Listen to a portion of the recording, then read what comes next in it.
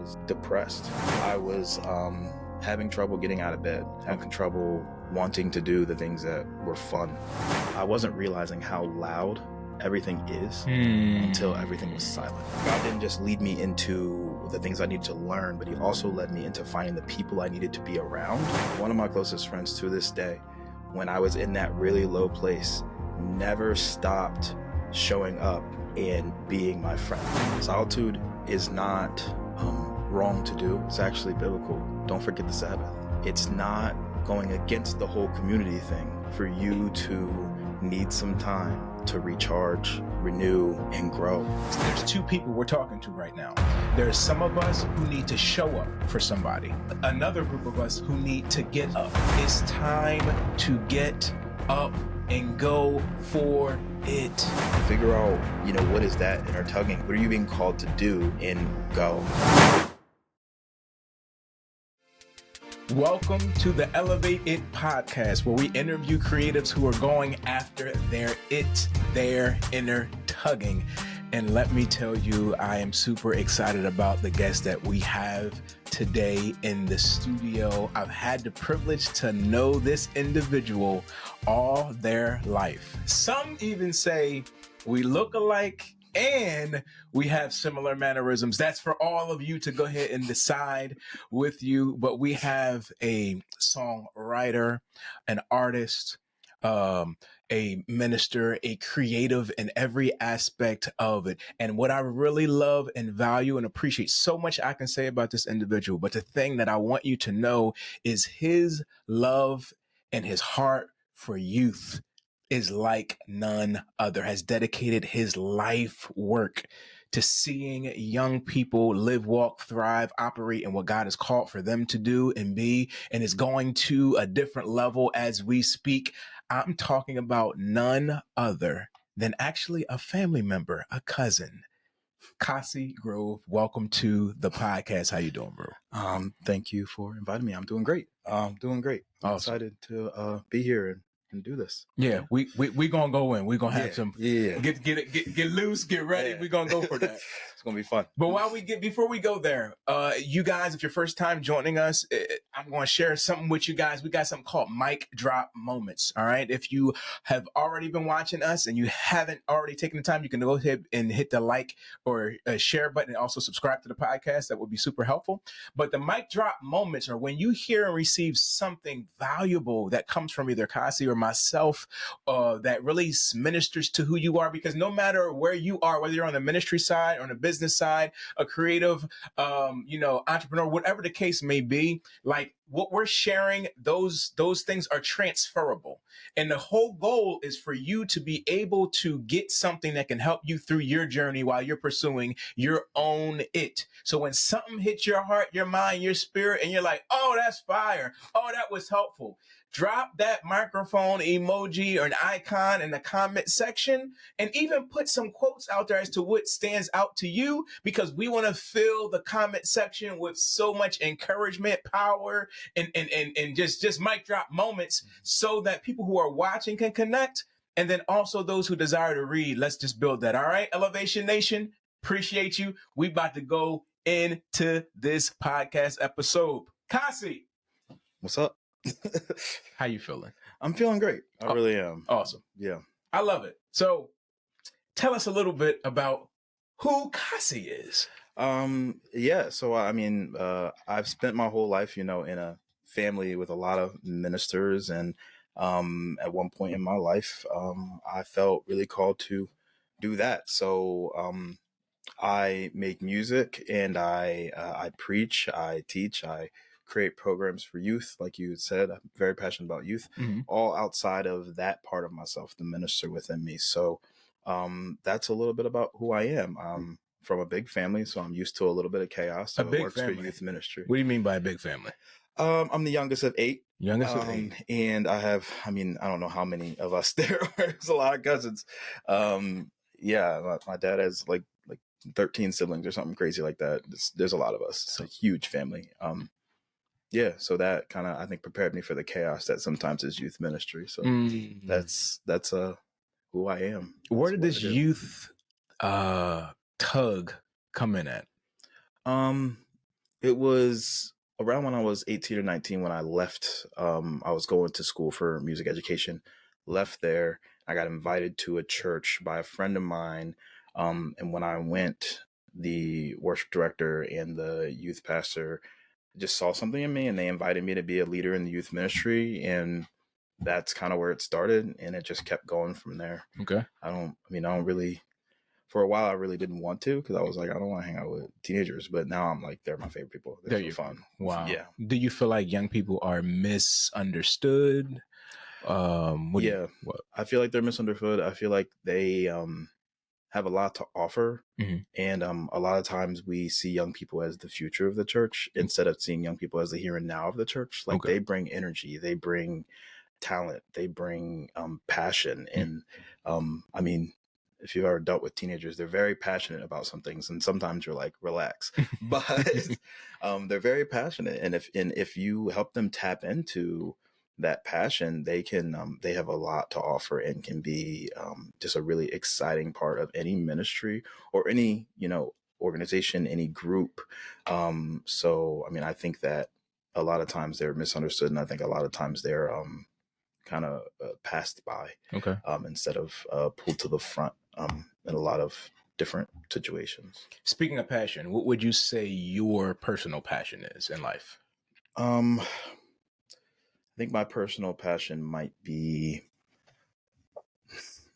something like helping people to discover who they are, their identity. Okay. And helping people to grow in whatever thing they are passionate about. I love to see people grow and learn and become the person who they're called to be. Mm-hmm. So I'm just really passionate about trying to help people, get there. And I don't always think that I'm the person who can get everybody there. I don't think that at all. Right. But I'm a person who always is learning. Because I think that if you're going to teach something, you should also be learning at the same time. So I think my passion is in that, just the constant teaching and constant learning and helping others grow and growing myself. Okay. Why do you think that is a passion, and like, how is that connected to your own story? Why do I think it's a passion? Because it's the thing that makes me the most excited. It like kind of gives me life. Okay. I mean, everybody's had that moment where they're doing something that they're like, oh my gosh, like this is like, I feel energized. I feel fed. Mm-hmm. My cup is being filled. Mm-hmm. And so that's something that gives me that. So I guess that's why it feels like a passion to me. And what was the other question you asked? Yeah. So far as like, how does that connect to your story? It connects to my story because, like I said, I was going to school for music education, and at one point I wanted to teach music. So when that ended, and life kind of changed for me, I was like, I still like I'm a person who teaches. Like, that's who I am. Mm-hmm. So then when it connected to my story when I felt called to teach about God. Mm-hmm. So then that re-energized me. I was in a place where I was depressed. There we when go. I left Let's school. Let's go there. We can go there. Let's we go can there. go there. I was depressed. Okay. I was having trouble getting out of bed, having trouble wanting to do the things that were fun. But then when I got into youth ministry, when I started teaching, when I started to support a lot of different ministries and getting on stage with worship team and all that, I started to get like a little bit of that fire back, that light back. And that kind of helped me move in this other direction with my story. My story was going this one way, as I did music through school. I did marching band. Like I was a music guy. Like that's who I was. And then it took this left turn, and I didn't really know what that was like. It was wilderness.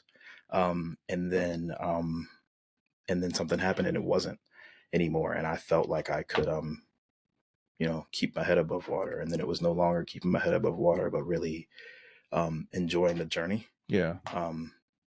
And then I also did therapy and stuff. So let me just say, go to therapy. That might be your mic drop moment. Go to therapy. Right. But also, like, if you feel called to something, like, answer that call, look in that direction, like, go that way. It'll help you tap into who you are and feel like yourself again. Yeah. So going back a little bit. So you're identifying music.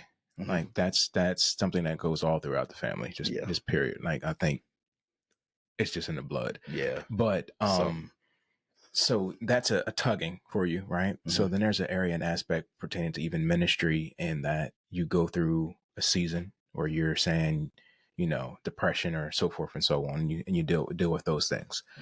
How do you go from depressed to feeling your energy or feeling back? Because that's a good point. Because somebody, excuse me, watching or listening can identify with that. Yeah. Right. They're grateful for going to college. They're grateful for that. But some of those rough spots in life, like that's some of the stuff that people aren't necessarily talking about. Yeah. So take me through some steps or some things that you kind of went through. I mean, I went through a lot of different things. A lot of it was just finding the things I was good at, finding the things I like to do. But I didn't really know until later in life what that was all about. It was in 2020 when I was, you know, the start of serving at a church that I was served at for 3 years.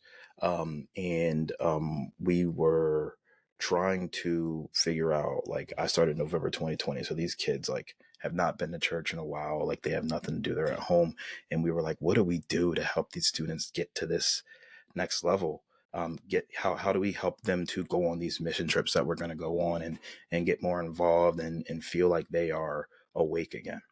And I was sitting with my pastor, and she said, "Awake, O sleeper," and starts going through that whole Ephesians scripture, and we ended up saying, this is like our theme for the summer. And then we ended up writing this song called "Come Alive," and it's the song is about rising up out of that sleeping place, that low place where you're inactive or you're stuck, and allowing yourself to come alive and do something. Do you feel like you were asleep? I feel like I was asleep. I feel like I was more than that. Like, it was bad. I didn't want to do anything. But then one day it changed, and I felt alive again. How did it shift? It was really, I was invited to church, and I was there, and I was in worship, and it just hit me. So a God moment, a real God moment that just hit me. There were tears. Like, I was a mess. My first time at this church, I was a mess. And then these people are coming up to me, and they're like, what does this mean for you? What are you going to do? And I was like, I want to be involved. And so then it moved to, you know, he's here now. He's a volunteer here. And then I was an intern. And then, you know, God just kept calling me deeper and deeper and sending me. I ended up on mission in Philly for a summer. I ended up going to, you know, multiple different churches, and learning about myself, learning about God, learning about my call, learning about how to lead. And that was through, you know, coaching, that was through relationship, that was also through failure. Yeah. And then with every one of those steps, whether it was failure or it was success, through all of those things, I learned something. And then I moved into the next spot feeling more and more alive. The next event, I was like, I know how to do this because I've done it before, and I know how I've done it wrong. Now I know how to do this thing right. And then eventually I just was really enjoying it. Like, it was no longer like, you know, I left school and I'm sad about it, but now it was, what's next, God? Like, what are we doing? And I was just excited for that. And you know, leaving school didn't really matter as much to me anymore. I wasn't depressed anymore. And like I said before, I started going to therapy. And I felt alive. So your relationship with God, you're saying the area, there's been therapy, you pursuing the things that you felt passionate about. Yeah. Okay. So it was these continual things. And you know, the one thing I don't want to say is, okay, you just get yourself in worship, it's going to break, because for everybody's story is different, right? You go to therapy, it's going to break. No, it can be a combination of those things. But I think we could say that like a pursuit pertaining to happiness, or pursuit pertaining to purpose, or that pursuit, realizing and recognizing that there's something that I'm experiencing right now that's not necessarily me, right? It could be a feeling, but it's not me, right? This depressed feeling, this situation, like I might be experiencing it, but this ain't who I am, and I can't stay here at this level. So whatever I need to do to come up out of this area for me to go ahead and operate and be all that God is calling me to be, like, that's what I'm kind of sensing. Like, you're kind of in the way of saying, like, and you had community around you, you had different situations, you were having the opportunity to fail and get back up with having people around you, so forth and so on. So, and the reason why I'm pulling those things out is, like I'm saying, like, we can't play with this. Like, we all have call, we have purposes and different things like that. But it's truth. Like, the truth of the matter is, you can be surrounded around people. I've said this before in another episode, and feel lonely. You can be doing God's work, whatever that may mean for you, whether it's in a church house, in a business, one of the 7 mountains, it doesn't matter. And you can still be going through some situations. We're not judging that. Like, and a matter of fact, sometimes we got to feel what we got to feel and let it go. I think sometimes we take those feelings and own those feelings as a part of us, when we got to let those things pass and go to that next level. You know what I'm saying? So just to say, like, if you're there and you've identified with being low, you've identified with being depressed, you've identified with those things. One is feel the feelings, let them go. We're not licensed therapists on here telling you exactly what to do. If you feel as though you need to see a licensed therapist, by all means, do what you need to do. But one thing we're realizing, we want to say, is you don't have to do it alone. And there are people and places in place that God has sent for you to move forward. And I'm sitting across the table from somebody who now has victory in some of these areas, because whether you realize it or not, you are following the leading of God to help you go through any area and aspect of that. Anything you want to add to that? I'm really happy you mentioned, like, the community. Because God didn't just lead me into the things I needed to learn, but he also led me into finding the people I needed to be around, so that I could feel more like myself again. There are some friends who I had to cut some ties with, and there are some friends who I had to hold a lot closer, because some of those friends made sure I got out of bed. Some of those friends, one of my closest friends to this day, when I was in that really low place, never stopped showing up and being my friend. Never stopped wanting to play music with me, never stopped wanting to hang out with me. He taught me how to drive. And at this point in my life, when I was 19, I was finally, not afraid to get behind the wheel anymore. He used to show up at my house. He lived right down the street when I lived over on Charles Street. And he used to show up at my house and text me, "Good morning, I'm outside. Let's go." And that was what got me out of bed. Wow. You need a community of people who is going to not just let you stay there. Because even if you don't know it in that moment, they know you, they know your heart, and they know that that's not who you are. Those are your feelings, and they're valid, but that's not who you are. And so when he showed up and said, "Let's go," I got up. I got myself out of bed. That if he didn't do that, I probably wouldn't have. And nobody in the house knew what to do. But he did. And so I did. And he did that every day for like a month. Wow. And then I eventually got my license, got myself moving, got myself into a better job, and started to, like, pick up the pieces. And then I just started to get closer to God and started serving, and getting more people surrounding me saying, like, "You've got to do this thing." And it's not forcing me to do a specific, job at a church, but it's really, I'm at least going to get you out of bed. Like, and then eventually, it wasn't as hard.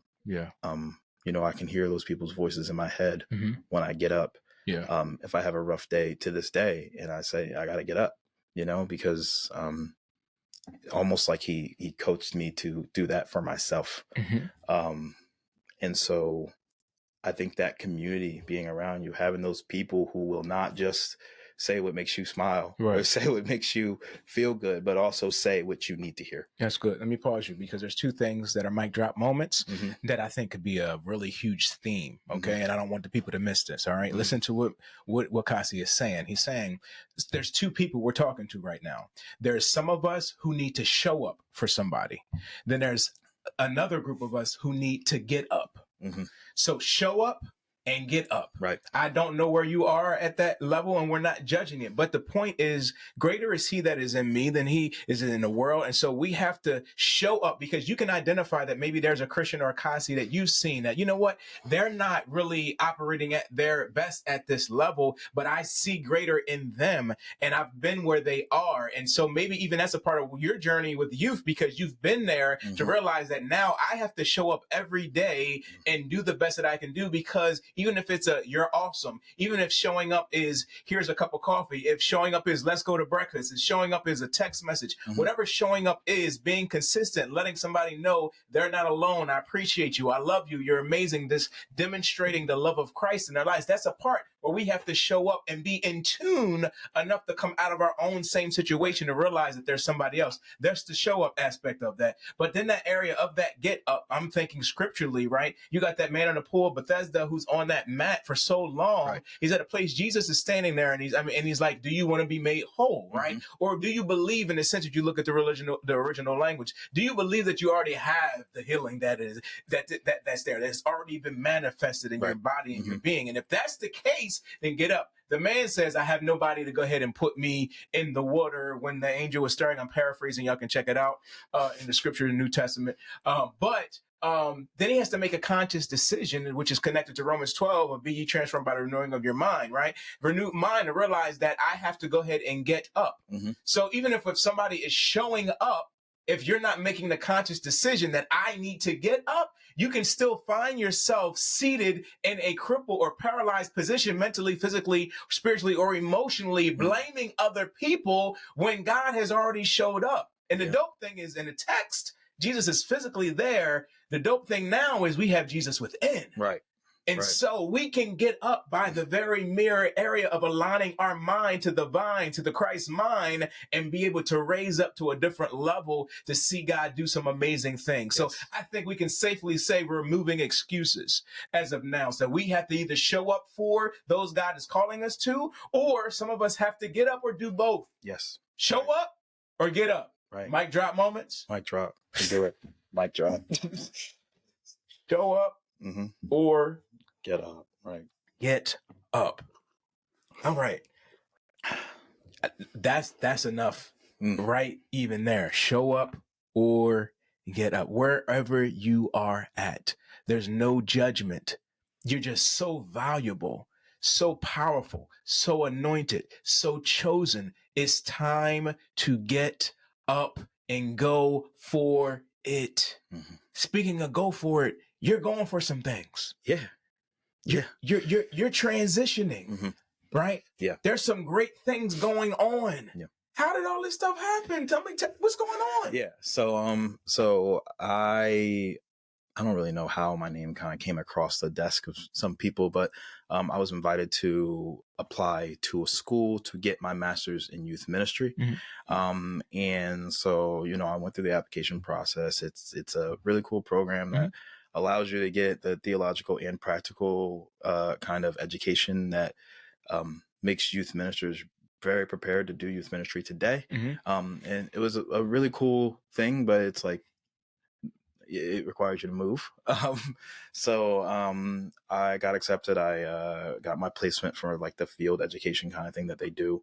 And so I'll be moving to Memphis, Tennessee. Wow. Congratulations. Thank you. I'm really excited. It's far. My parents are a little sad, but we're praying for you right now. Yes. All right. Touch y'all. We love y'all. Yeah. We have to get them to go out there and meet you out there. Yeah. But my mom's like, I don't want to get on a plane. And my dad's like, I'm not driving. So it's like a whole thing. But when her baby goes, right. Yeah. That plane gets a little easier. Come on, somebody.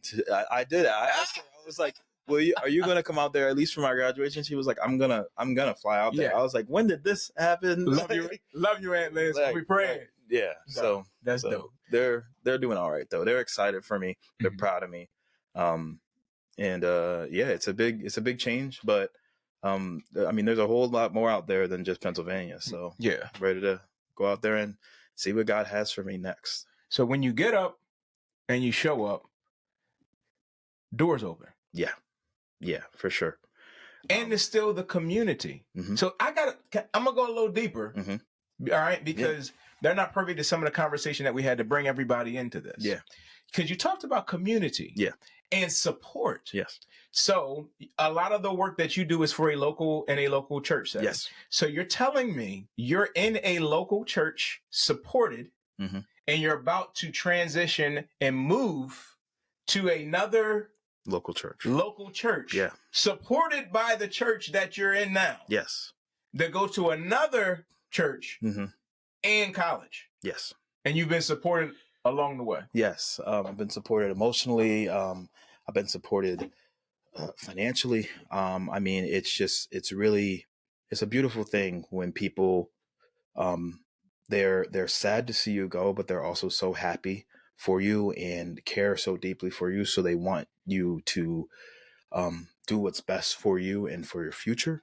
And a few of them said, well, are you going to come back when you're done? And I don't know what God's going to have for me. So I gave them that honest answer. But no matter what, they didn't have any they didn't have any requirements or anything to ask me, to return anything. They just said out of the goodness of their heart, they're going to support me. Yeah. And then the people at the school and the people at the church are doing everything in their power to create a community for me, to receive me there too. And it's just, it's a beautiful thing to see local churches supporting people and not being just this organization that does all these events and whatever. They have an interest in the individual. Yeah. And they want to surround each individual with as much love and support as they can. And so I am feeling that. I'm feeling full. I'm feeling loved right now and feeling surrounded, even though I'm moving 15 hours away. Yeah. It's wild. Stop. Okay. Yeah. Because you said a lot. Yeah. But I got to pull out something. Okay. All right. Because it's the area of community that you're still on. Okay. But what I want you to see is how blessed you are in the area of that. Okay. So, and this is what's dope, because whether they're young or older, we have a multitude who are watching, but I think we can learn a lesson from the leadership that you're experiencing. Yeah. To support those who are coming up is crucially important. You said, I feel loved. I feel supported. It's the same thing that when you were in a depressed place, it's the love and the support that helped to propel you. And now it's a love and support that help to take you to a different level as well. Yeah. We got to hear that as leaders in the area of community, to realize that if we support and we love and release, that there's a blessing in that. What would that look like if and we get to do the same thing now for generations to come, right? Yeah. It's not an area you didn't say, you know what, I'm having a real rough time, man. This church ain't trying to let me go. You know what I'm saying? They're backbiting. They're talking about this other ministry, or they're trying to convince. No. You're saying they support it, love you, hate to see you go, but supporting you along the way. That provides an area for you to unfold and be who you are. The power of a loving community.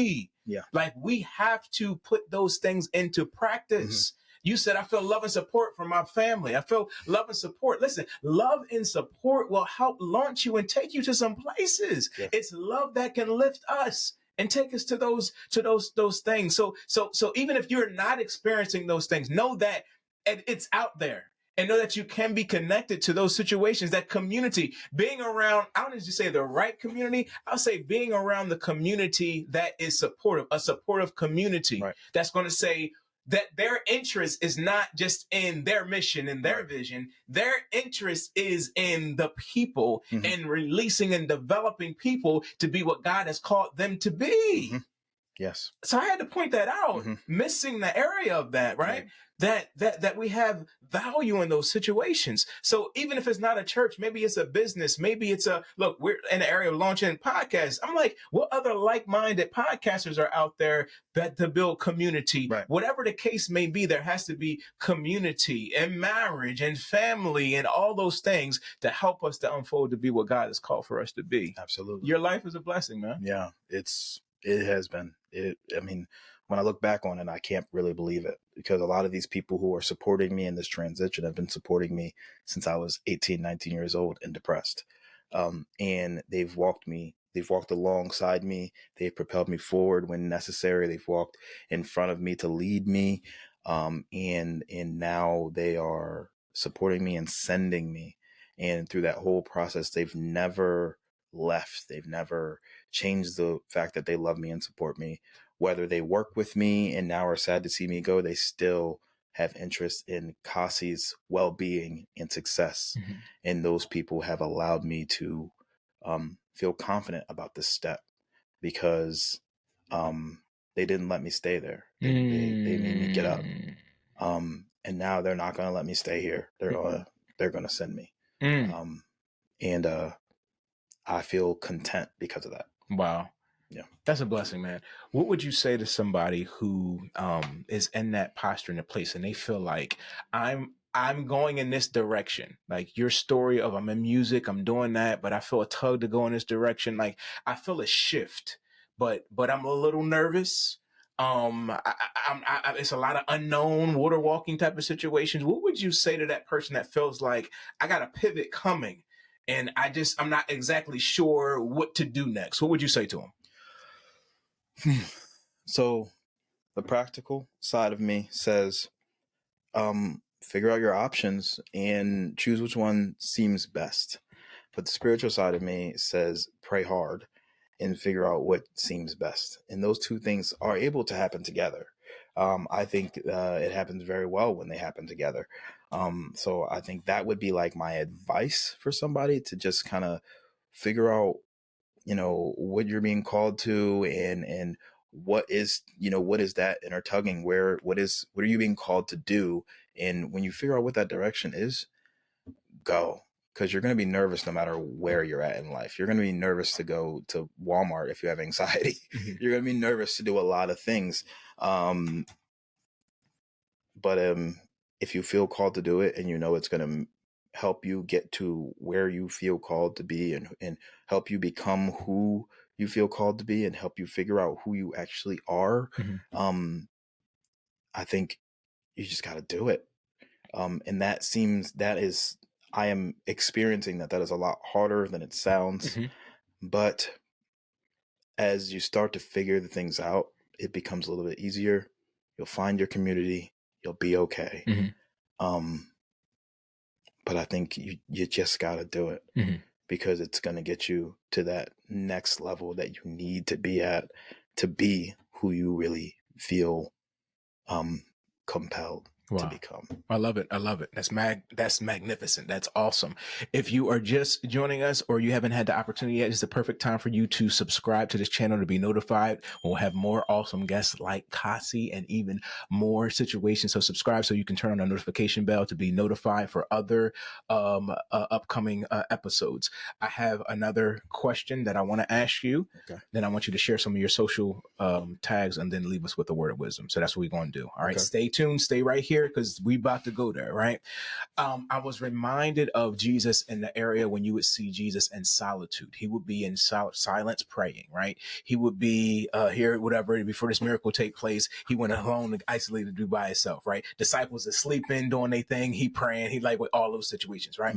I can remember one of the conversations we have had, and you don't know this, but it encouraged me to get some times of solitude, because I found out that you took some time unplugged, so to speak, no phone type of situation. And it seemed like it truly, truly blessed you. Yeah. So I felt like I wanted you to take a brief moment just to speak about like the power of like solitude and getting away and unplugging, and how that can kind of help you in the midst of you trying to discover and operate and get your it in clarity. Does that make sense to what I'm asking you? Yeah. Go ahead. So when I took that time to unplug, I took a multiple day retreat where you're not allowed to have your phone. You know, you're woken up and told when to go to bed, and you don't really know what time it is. You don't have a watch. You're not allowed to do any of that.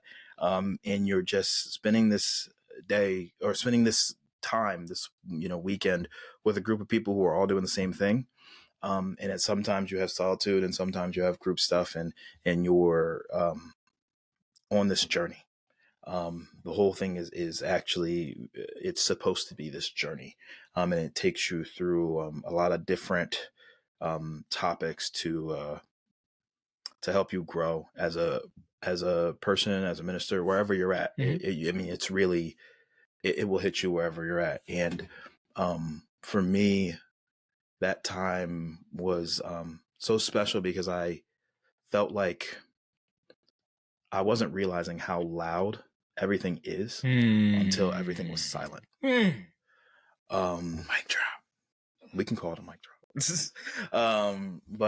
Yeah, I wasn't really realizing how loud social media and just, scrolling on your phone, the passive scrolling, I didn't realize how loud that stuff was until everything around me was silent. And when all that stuff was silent is when because I was in a place, I was getting to a low place again where I felt like I wasn't hearing God speak. And when everything got silent, I heard him again. And I sat in this room that they had. It was a chapel that they had for us to kind of go in. I sat in there alone, and I was just really in there, and I was hearing God, and I was like, oh, I get to talk. So like, let's have the conversation. And it was just like it helped me to identify something that I'd been trying to identify for a while, which is I feel called to youth, but I feel called to something else, and I don't really know what that is. And by the end of that, I knew what it was, because I took time away to just focus on that. And yeah, I mean, that time, I did not know what to expect. I didn't really know what I was getting into. Yeah. But I'm so happy I did it. Yeah. It was a divine setup, man. Yeah. When I seen you, I experienced a peace, a shalom that was on you. And I was like, this dude, man, God, like, and I believe God is within and everywhere, so I'm not just saying like, but I mean, it was clear you had experienced God in a way that you had a level of clarity. And the reason why I point that out as is even speaking to you who are watching and listening, Elevation Nation, is the area of like, sometimes we do have to get away. Yeah. Right. So you're like, man, I need to get up. I want to show up. But right now I'm just so boggled down with so much. Maybe the first step is just to get away to your place of solitude.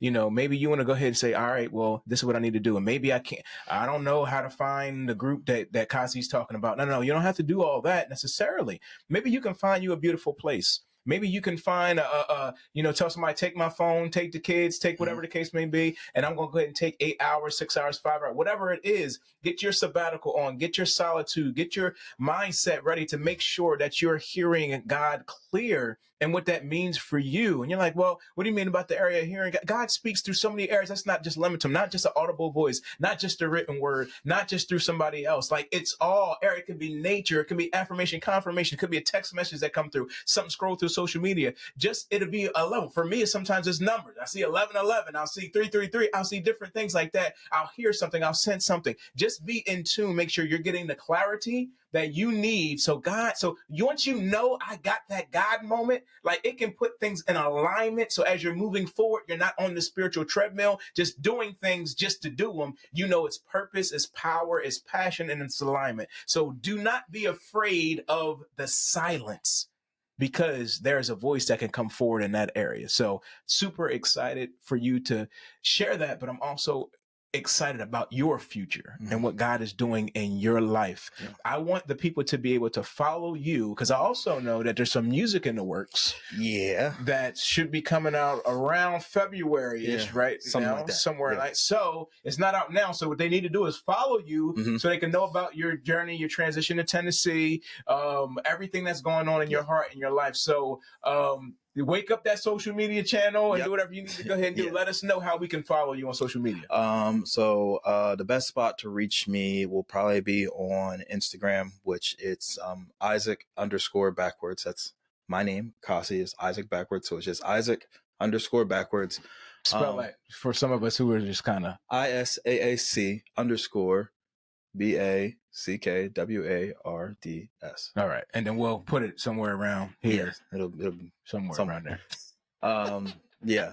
And then, I mean, you can find me on Facebook too. I talk to people on there. But the Instagram is where I'm going to try to post a lot of the journey. Okay. Moving forward. So catch me there. We are interested in the journey, man. Yes. I'm super excited about your future. Thank you for taking your time out. And people don't know this, but I'm going to put it out there publicly anyway.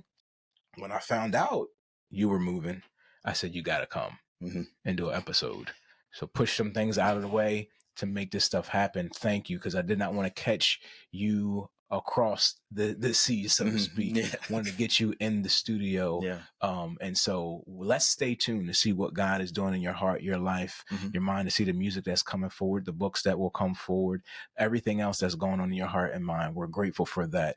Leave us one word that we can take with us throughout the week that we can hold on to. What would you leave us with? So I'll leave you with this one because we talked about community, we talked about solitude, and I think with that whole solitude piece, this is going to be very spiritual, but solitude is not wrong to do. It's actually biblical. Don't forget the Sabbath, right? Take that Sabbath, take that rest, take that time for renewal. It's not going against the whole community thing for you to need some time to recharge, renew, and grow. It actually will help you to hear God and to be in tune with yourself and to rest. People in ministry don't rest well. And I'm not trying to be, holier than thou, because I do not rest well. But I started resting well after I took that solitude. So take your time, take your solitude, take your Sabbath, to help you to stay in touch with who you are, who God's called you to be, and to feel like you are energized enough to go and lead others, or just to go about the business you got to do. If you're a business leader and you need to, work hard, put in hours, do your thing. But without rest, you won't be effective. So yeah, take that time. Thank you. Elevation Nation, you heard it. All right. Rest well. Get up and show up. We appreciate you. You're amazing. Thank you again, Caasi, for coming through. And we will see you guys next week.